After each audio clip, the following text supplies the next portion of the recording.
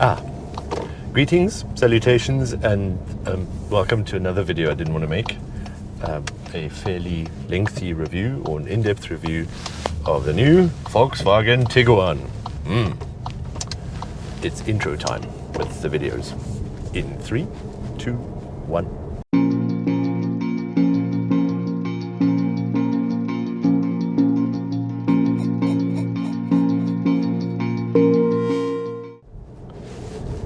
Okay, here's what we're going to do. I'm going to tell you all about the new Tiguan. I'll try not to crash into the Mercedes ML with a short Somerset West number plate. You're welcome, madam. The best way to do that, because I've sort of run out of time, is in voiceover.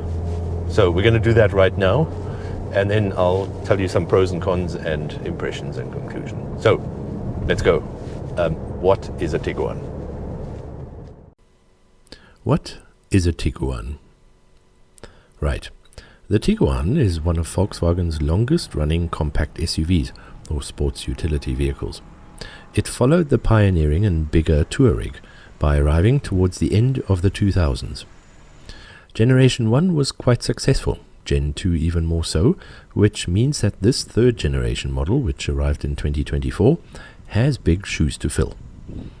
Although market dependent, it's currently available with turbo diesel, turbo petrol or hybrid 4-cylinder engines, driving the front or all wheels via 6 or 7-speed DCT. No manuals or normal automatics are available. Our Southern African market gets 3 engine choices, a 1.4 or 2-litre TSI, as well as a 2-litre TDI, all shipped with a 7-speed DSG and front-wheel drive or all-wheel drive. Which one is available with what? I have no idea, especially if you factor in the 3 trim lines, Base, Life and R-Line. Even the base model comes with plenty of goodies like 17-inch alloys, keyless start, digital cockpit and 12.9-inch infotainment screen, mobile phone integration, 2 USB ports, cruise control, a 230-volt inverter and park assist, as well as all the regular safety and convenience items we've come to expect. Our mid-range 1.4 TSI Life featured, above its extra specifications, metallic paint, apparently, trailer hitch, powered tailgate, the Life Plus active driver aid package, 18-inch Bologna alloy wheels, a panoramic glass roof, as well as heated and massaging front leather seats. The 1395cc inline 4-cylinder turbo petrol engine puts out 110 kilowatts at 5000 RPM, or 250 newton meters from 1500 to 3500 RPM. Claimed average fuel use is 7.6 liters per 100 kilometers from the 55-liter tank. Top speed is just north of 200 kilometers an hour, and 0 to 100 should take 9.2 seconds, according to Volkswagen. Luggage capacity is about 650 liters, expandable by another 1000 liter if you flatten the rear furniture. Prices for this model currently start around 700,000 Rand, and each new model is sold with a 3-year 120,000 kilometer warranty and 5-year 90,000 kilometer service plan. Other stats we can quickly throw in are an 11.5 meter turning radius, 191 millimeters of ground clearance, 750 kilograms unbraked or 1,900 kilogram braked towing capacity, as well as a curb weight just shy of 1.4 tons. Volkswagen also makes a longer, multi-row version called Tiguan Allspace, but they were so adamant it's a completely different car that we're choosing to ignore it for this video.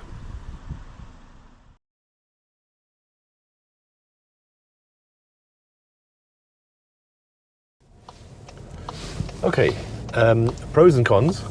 I'll try and put these in probably all at once and figure it out as we edit them.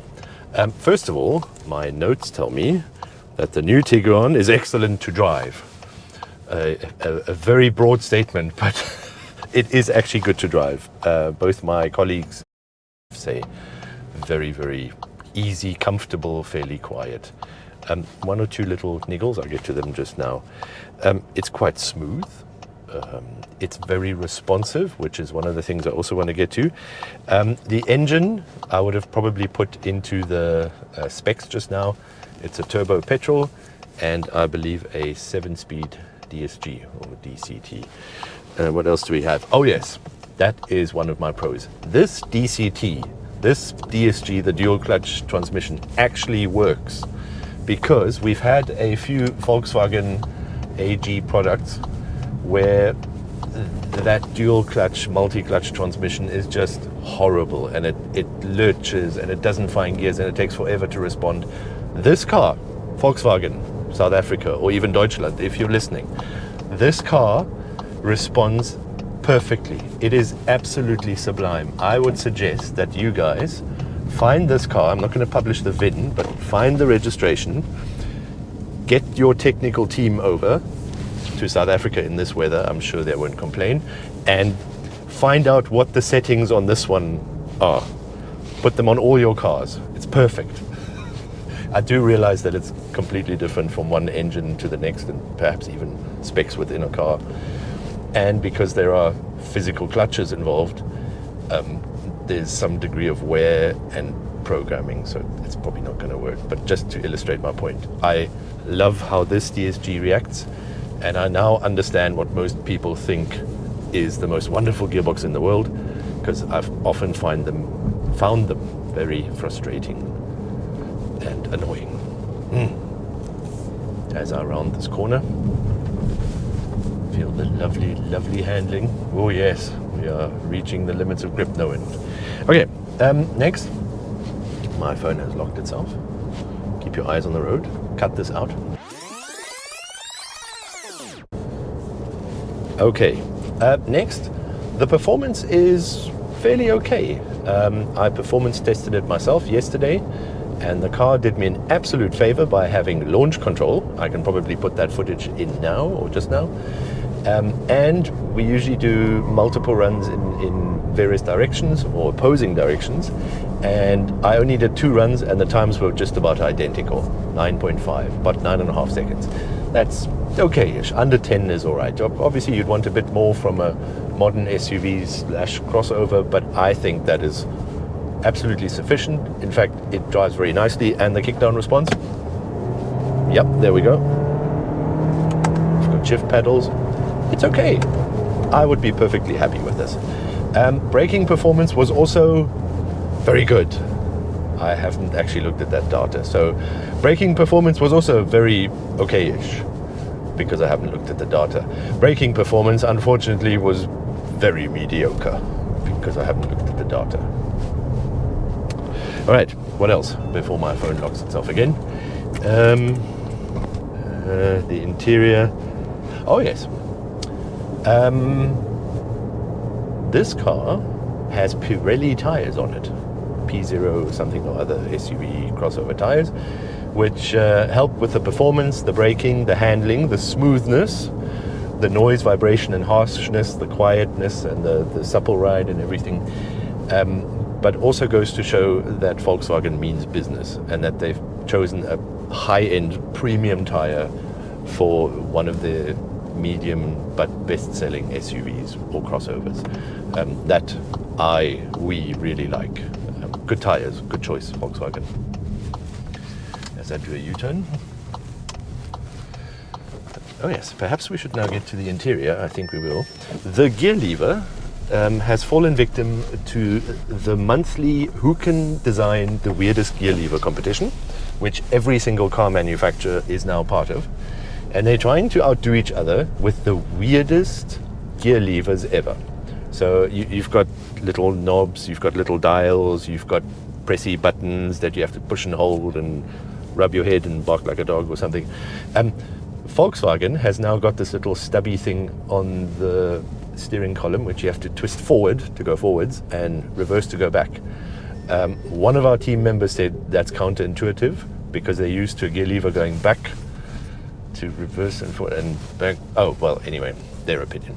I'm just going to pull over here because I need to consult my notes and tell you more about the quirks on the interior. No, come back. Come back, you bugger. It locked itself. Don't you hate it when that happens? Anyway, right.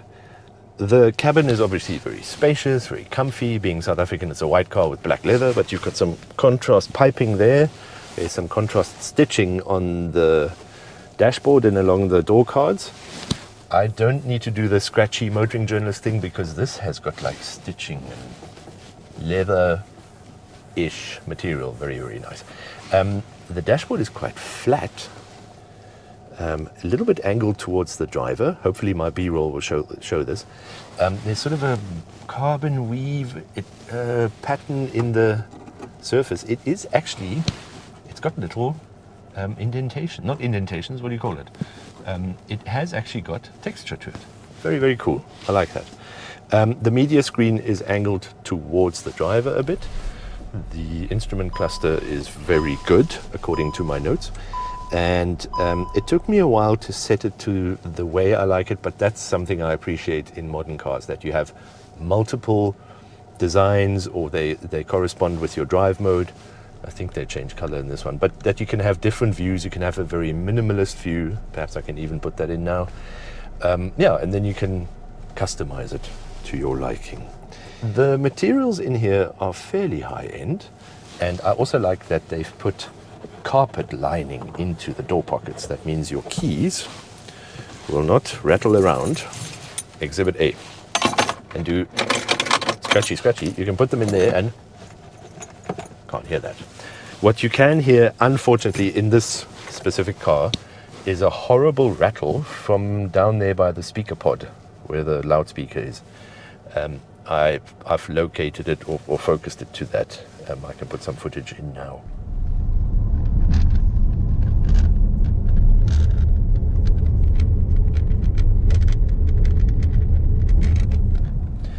And also this door, while you're driving, the door seal, which by the way Volkswagen has excellent double door seals, it makes a bit of a squeaking noise. So I don't know if something happened to this door perhaps. If you're interested in a Tiguan, go in and inspect the driver door. What this car also does is when you lock or unlock it, the mirrors fold in and they make squeaky noises.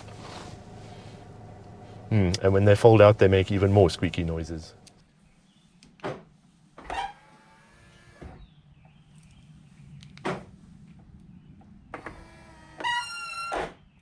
So also someone on our team said if this was their new car, they'd be back at the Volkswagen dealership to have a bit of a word with them. We've got good space. Everybody loved the space in here, especially the back seats and the luggage capacity. Unfortunately, I didn't film it. This car has done 2 airport runs, one involving 3 suitcases, 2 hand luggages and a wheelchair. And it managed, and we didn't break anything. I'm very happy about that. So a lot of space and comfort in this car. The rear seats fold flat, but they also fold halfway. You can stop them sort of middle if you need a bit more space. Perhaps I can demonstrate that in B-roll. What else? Talk amongst yourselves while I find my notes again. Oh yes. Here's a big one. My colleague picked up the car, and as he handed it over, he said, Volkswagen has been listening to the haters. So obviously all motoring journalists and I guess the buying public have been complaining about the lack of volume buttons. That goes for their competitors too, by the way. What they did, they put a volume knob right there, nice and big with a little display in it. Then they put a volume slider right here by the infotainment system. And they've put a volume rocker switch thing on the steering wheel. So now you have 3 volume buttons in this car. Also, there are shortcuts for the temperature, left and right, for the climate control, passenger and driver. The infotainment system, in my opinion, is a bit incoherent. It took me 2 days to find that little center button in the middle, which brings up your menu. That helps a lot. Climate control, they dropped 2 letters off the word climate, but Klima also in German means climate, so I sort of found that eventually. There are some shortcut buttons to the top, and there are some widgets here and there. Android Auto works perfectly, Apple I think as well, and this car of course has my 2 favorite features, heated seats and ventilated seats, which I guess is one feature, climate seats. Sometimes the Android Auto works. It especially works when you're trying to film and the courier guy is sending you WhatsApps the whole time, because he's obviously gone to your house while you're out filming. This is all hypothetical. But sometimes the Android Auto doesn't work, and then my music comes through Bluetooth. I've also had 1 or 2 times where it just didn't connect at all. And I've had 1 or 2 songs which randomly have like triple D mega bass. I don't know, there's some feature that enables. I did up the volume on the Bluetooth on the phone, and I left it at a constant level, but sometimes you just have a song which blows all the doors off. Perhaps that's what happened to this one, and why it's now squeaky.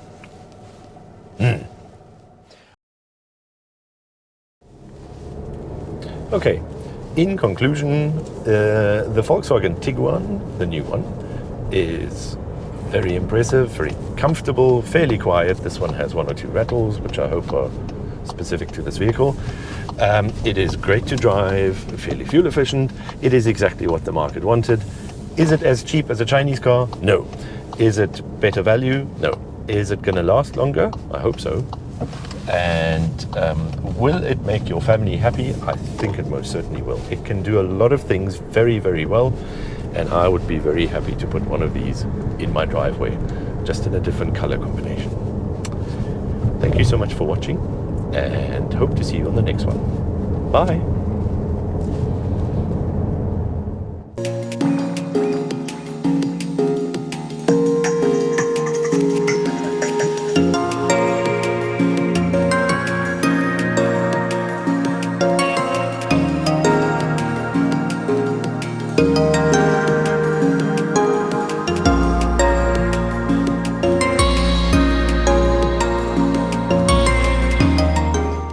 Also, there's a moth trapped inside this cover.